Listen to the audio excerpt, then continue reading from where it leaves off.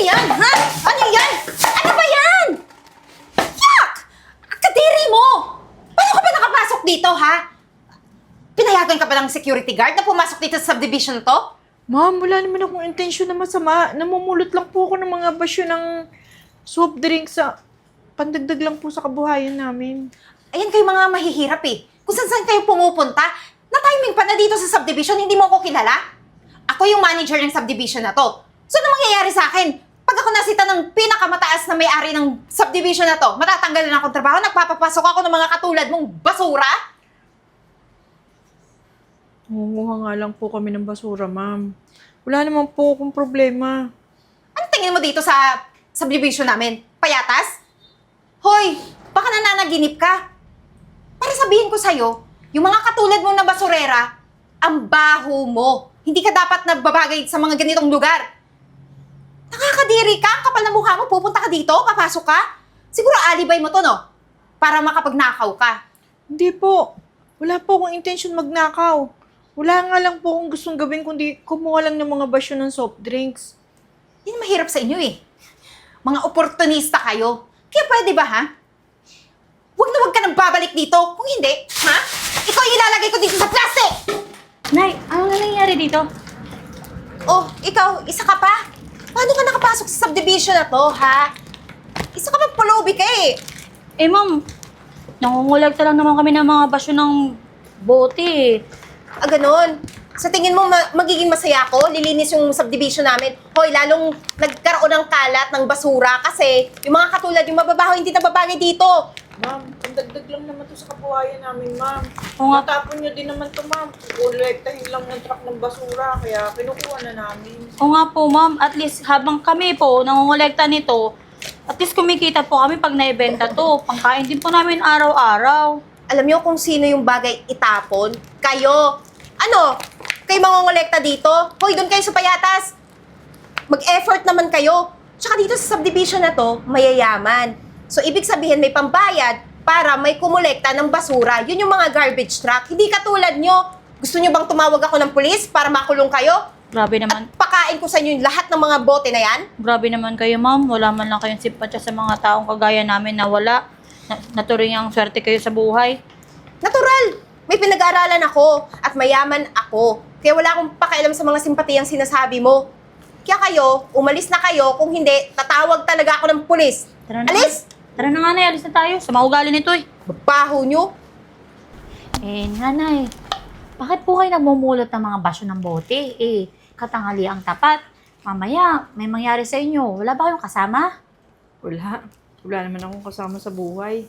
Yung mister ko matagal nang patay. May 30 years na. Eh, hindi naman kami nagkaanak. Solo na lang ako sa buhay. Eh, namumulot ako ng maaga kasi alam mo naman, ang dami na rin namumulot ngayon.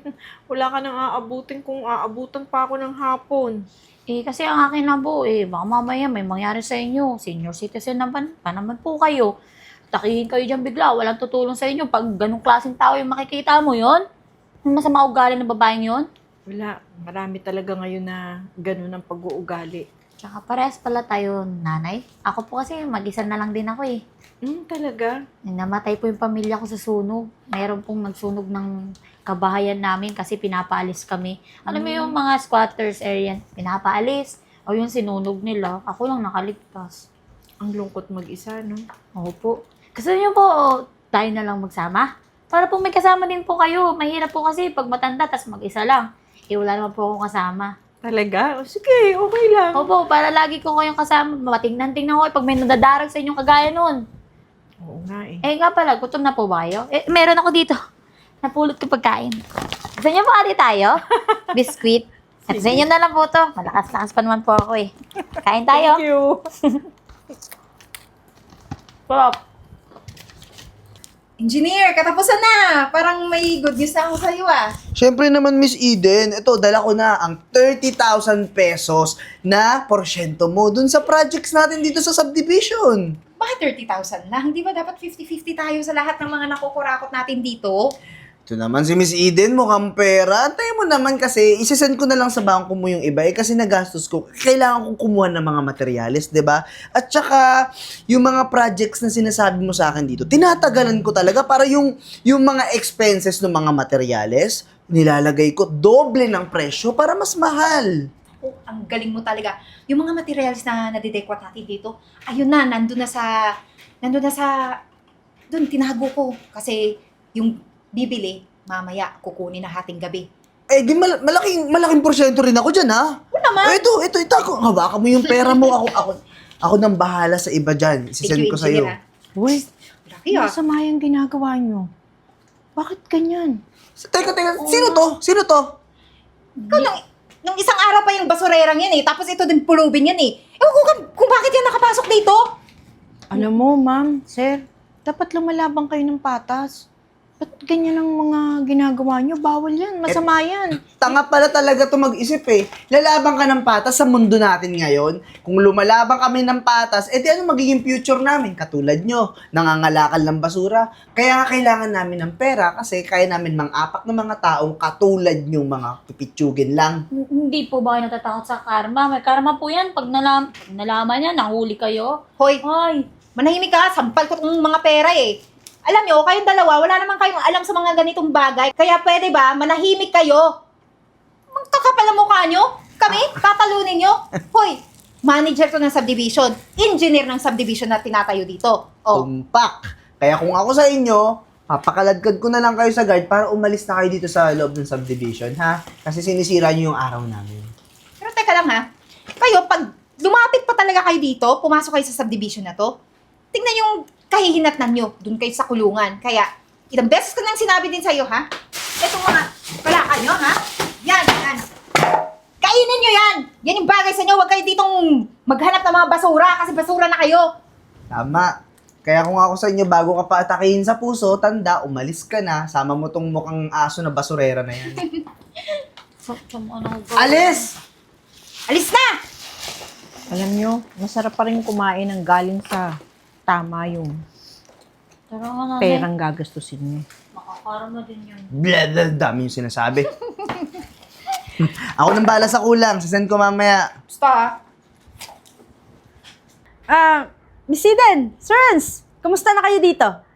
Ay, talaga naman, napaka ayos ng pamamalakad namin dito sa subdivision. Alam niyo naman, magaling akong manager ng subdivision na to. At At magaling akong engineer, attorney Yvette. Alam nyo naman, di ba, na lahat ng mga proyekto na mga pinamumunuan ko dito, lahat quality at saka maganda. Nako, magandang balita yan. Kung ganon, magandang balita din yan sa amo natin.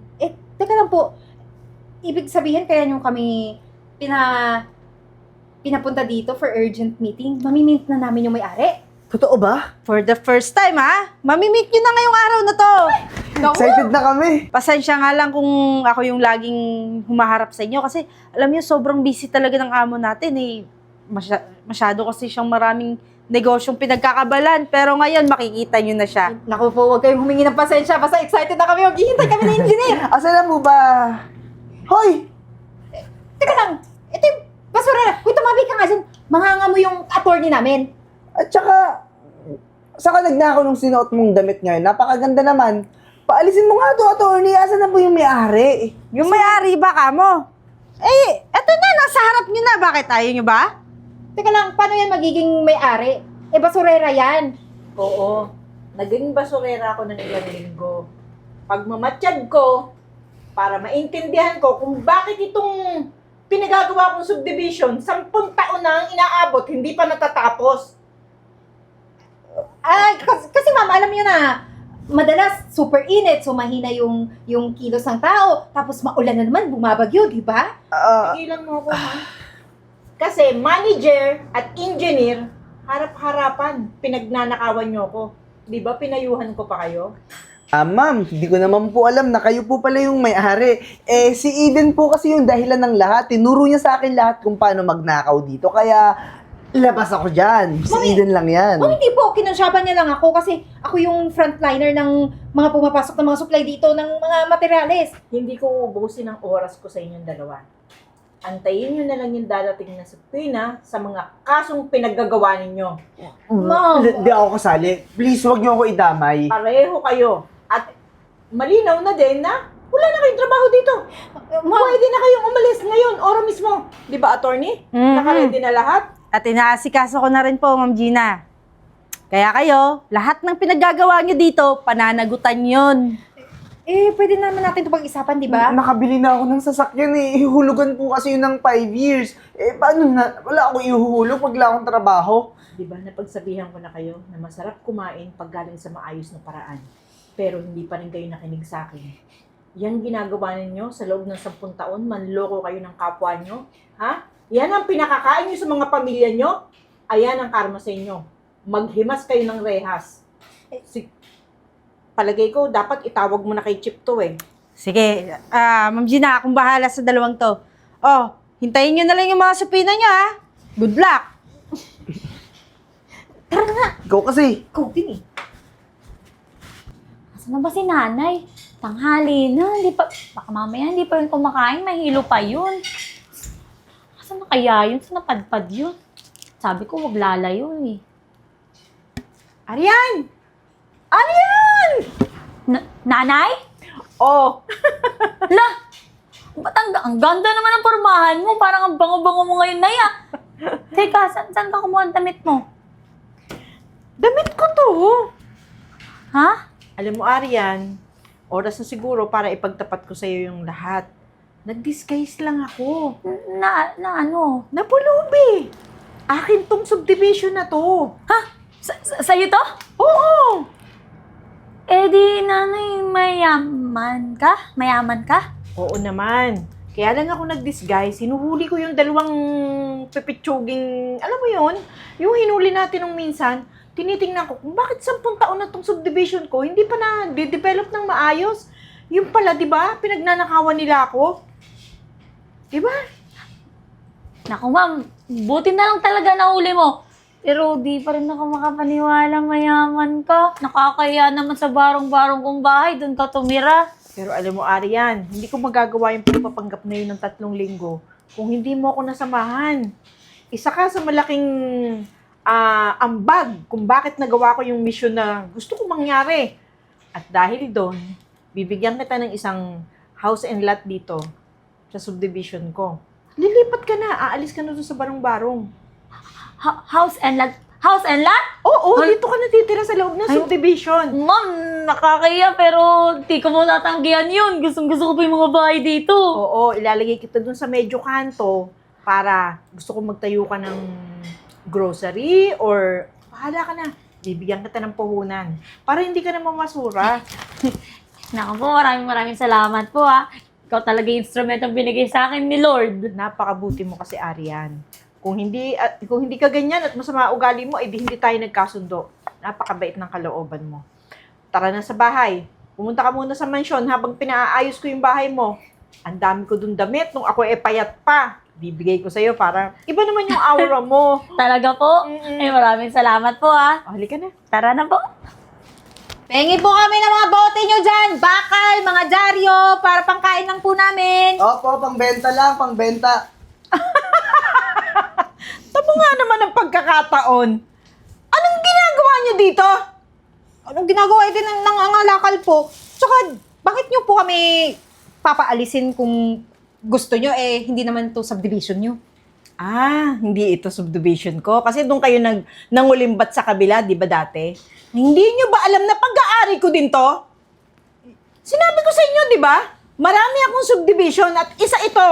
Sa pag-aari ko pa din. Anong ginagawa nyo rito? Naghahanap buhay lang po. Pangkain po Mga 3 araw na po akong hindi kumakain. Pati siya. Pangkain? Pangkain? Ha? Gusto mong gawin ko kung ano yung ginawa mo nun? Ha? Pangkain? Oh. Ay! Anong pakiramdam mo ngayon? Ganyan ang ginawa niyo sa amin eh.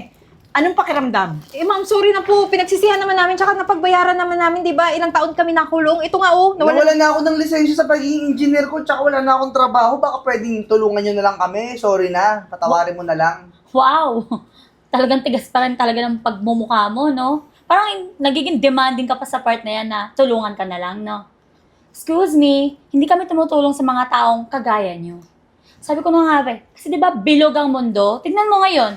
Kayo ngayon ang nasa dati namin posisyon. Anong feeling? Anong feeling nung binabato ng bote? Ha? Wait, teka nga lang. Yumaman ka lang naman, di ba, dahil sa matandang yan? Oo. Yumaman ako dahil kay Miss Gina.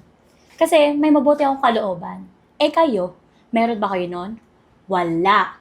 Kaya, kung anong meron kayo ngayon, deserve nyo. Kung anong tinatamasa nyo ngayon, deserve na deserve nyo. Kulang pa nga yan eh, sa pang-aalipusan nyo noon sa amin. Eh, sorry na po. Sige po, aalis na lang po kami. Basta wag niyo po kami ipapahuli sa pulis, ha? Aalis kayo at huling tapak nyo na yan dito. Hindi na kayo makakabalik pa. Kung hindi, pababalik ko kayo sa kulungan. Ay, ayaw po. Ayaw po. Hindi na po, alis na lang po. Tara na. Kabayo.